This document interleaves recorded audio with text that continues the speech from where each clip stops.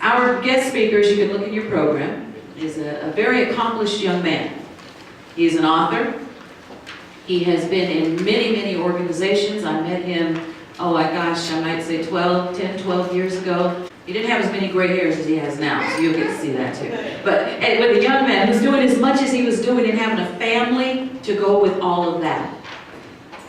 He is currently at NV Energy, he's one of the vice presidents there, and has traveled pretty much all over the the western region of Nevada, and all over California. You'll catch him in Iowa, and Atlanta, and New York. I said, where are you? Because I'm his assistant, because he's also the president of 100 Black Men of Las Vegas.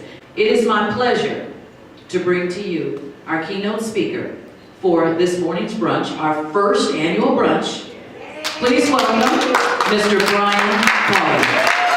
Mama's got a bell. Yeah. I tell you, when I heard that one, I said, woo!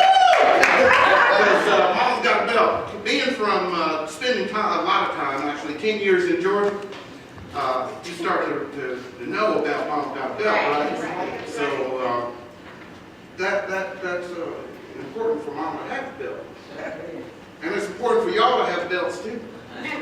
Because as you will learn, and I think Lillian may have told you, but I'm an author of a book called The Recruit Life Lessons, and it's like 14 life lessons. It's lessons that you don't get in college or high school, but these are lessons that you get through life. That either your parents give you, grandma, auntie, big mama, somebody like that pass it down to you, okay?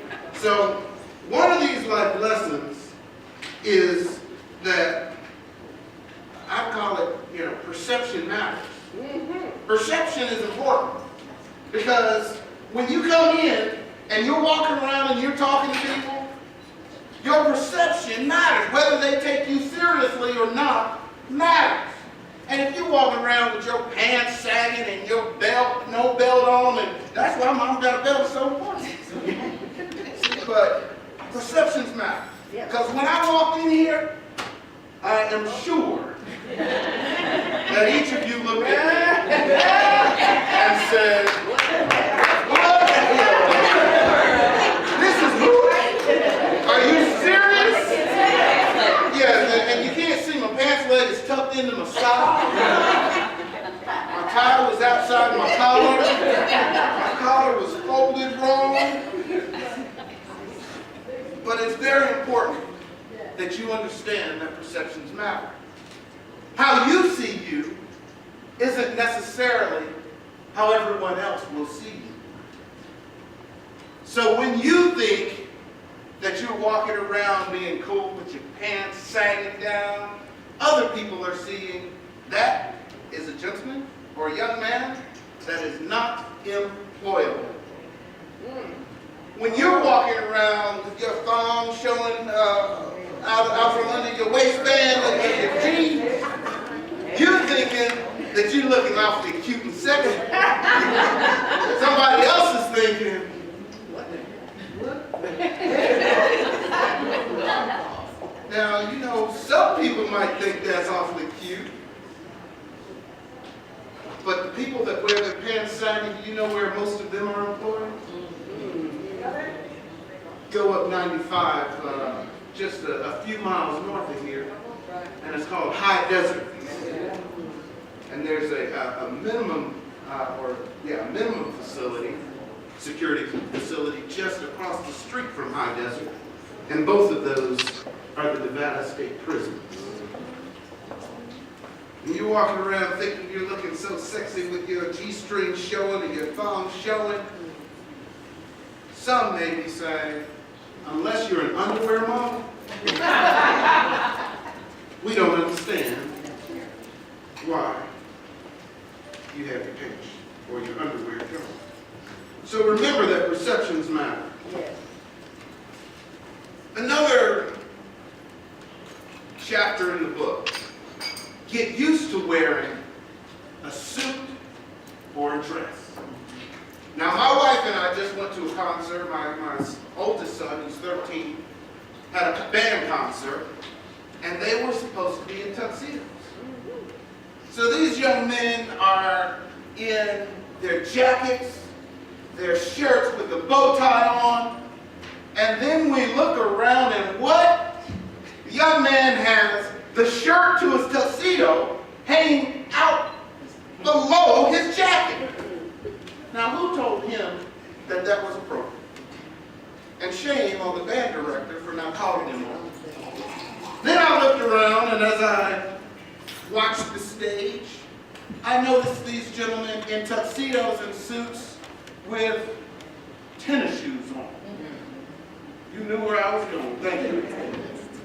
Tennis shoes, and I recognize that it's a common fad, but tennis shoes are not the appropriate shoe attire for a suit.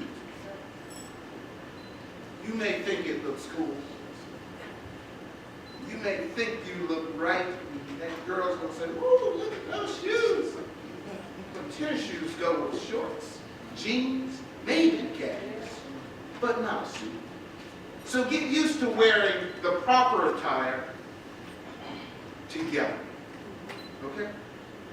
When you go into a job interview and you have on a suit with tennis shoes, it lets me know that you are not going to represent me as my business the way that I want you to represent me, the way that I would represent. So you need to recognize that. Another common issue, and there's a book by Jim Collins that I love, and it's called Good to Great. Okay, and if you haven't read Good to Great is Jim Collins is an author, and he speaks about how to help develop organizations and the individuals in those organizations. And his book is entitled Good to Great. And I love the book not only because of the title, but because there's a quote in the book called, "Good is the enemy of great." And you have to understand that good is the enemy of great. Because if you understand that, you don't settle for good. So at my last speaking engagement, I was talking to businesses at the Urban Chamber who were looking to become, elevate to excellence was the theme.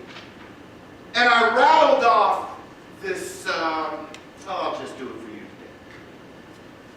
Ladies and gentlemen, we are now at the 2008 Olympics in Beijing, China.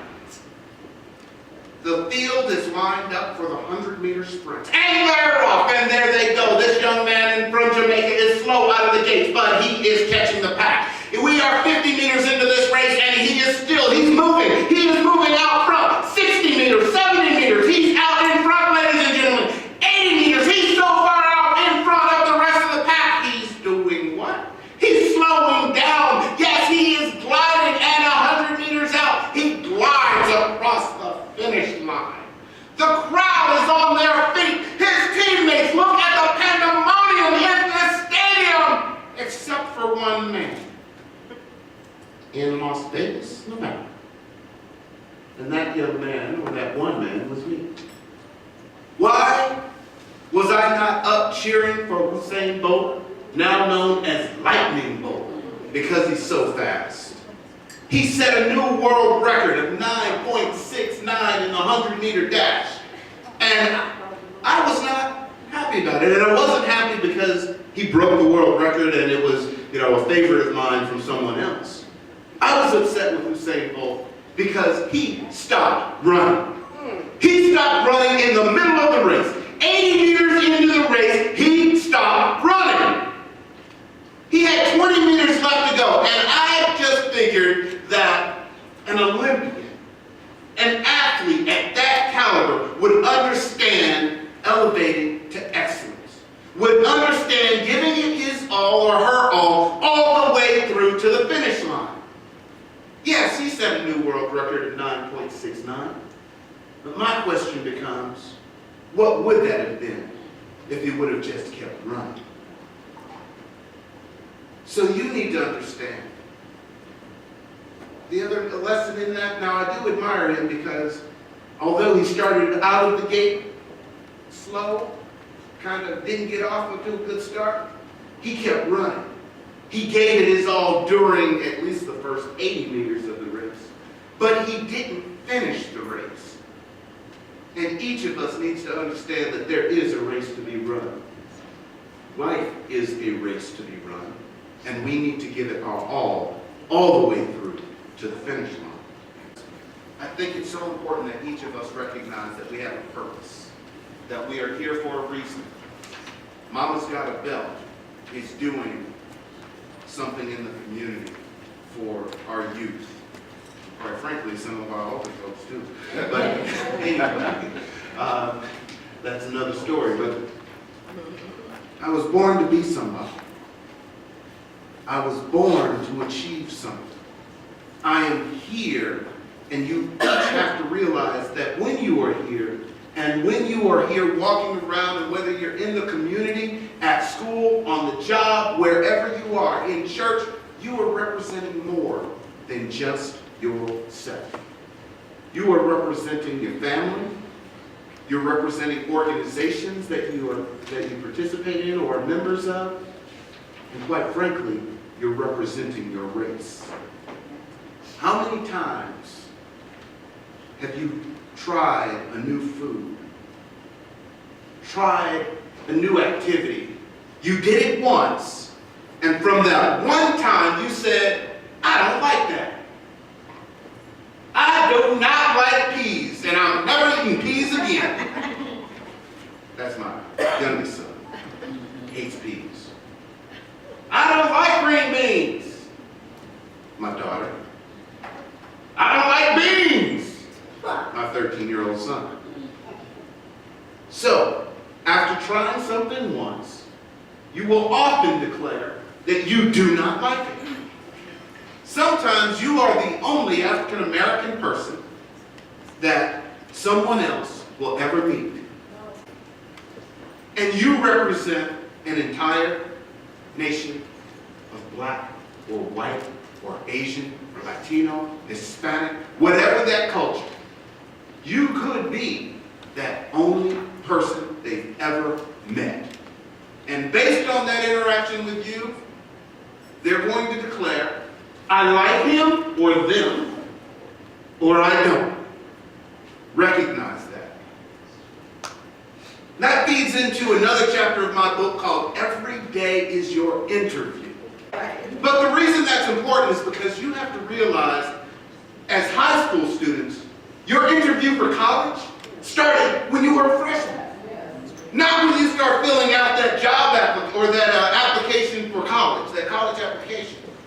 When you are in college, you have to realize that your freshman year, the day you step on that campus, that is the start of your interview for your job. Because as a recruiter, I will tell you, and I've recruited across the entire country for a number of companies, and I will tell you that I don't just look at GPA. Your GPA, your grade point average, that tells me whether you put in the time. It doesn't tell me how smart you are. It tells me whether you put in the time or took your book serious enough to get good grades. Your interview started freshman year, not senior year when you're trying to graduate, not the time when you're sitting across the interview table.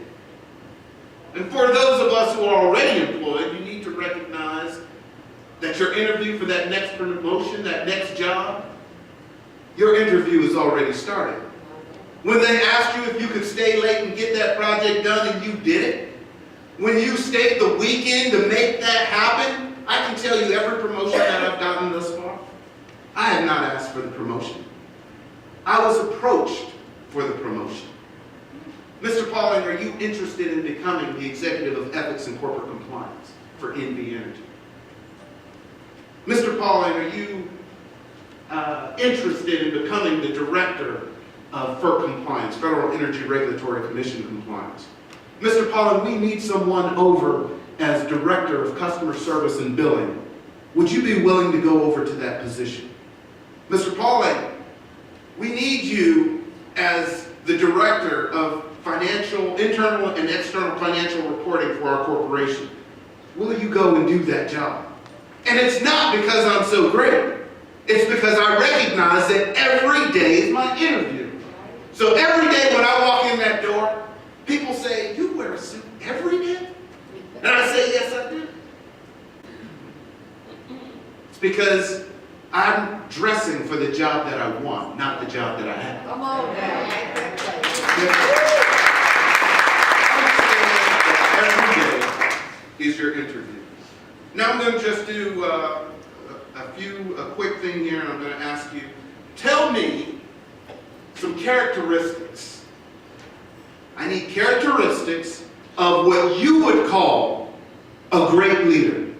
Characteristics of a great leader. Responsibility and respect. Thank you. I need one word. I want one word. One word. Patience. Strength. Integrity. Trust. Reliability. Passion. Structure. Accountability. Ability to listen. Okay, so follow through. Thank you. So, and direction. Guidance.